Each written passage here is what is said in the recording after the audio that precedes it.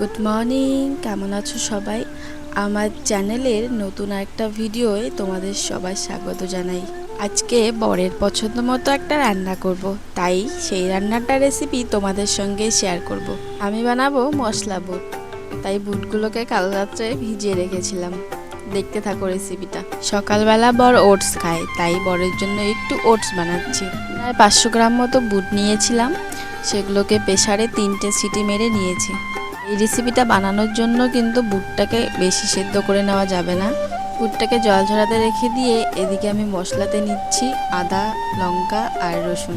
পরিমাপটা বলতে পারবো না, তোমরা যে যেরকম মশলা খাও সেই রকম নিতে পারো।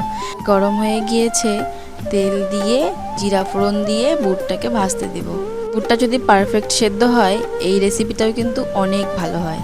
বুটটা ভাজা হয়ে গেলে হলুদ লবণ দিয়ে দেব, সাথে পেঁয়াজ আর টমেটোটা দিয়ে দেব। এই রেসিপিটাই কিন্তু তোমরা মিডিলে পেঁয়াজ দেবে, তাহলে দেখবে রান্নাটা অনেক সুন্দর হয়েছে।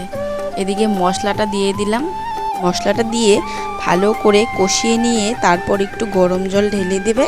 এটা দেওয়ার পর হালকা সেদ্ধ করে নেবে, দেখবে আমাদের রেসিপি কমপ্লিট। মশলা দেওয়ার সময় আমি হালকা একটু লঙ্কা গুঁড়ো দিয়ে দিয়েছিলাম। দেখো আমাদের রেসিপিটা কত সুন্দর হয়েছে না? আমাদের পরিবারের যারা যারা বুট খেতে ভালোবাসে তাদের কিন্তু এভাবে একদিন বুট করে খাওয়াইও, অনেক ভালো লাগবে। রেসিপিটা কেমন লাগলো অবশ্যই কমেন্টে জানাবেন। টাটা।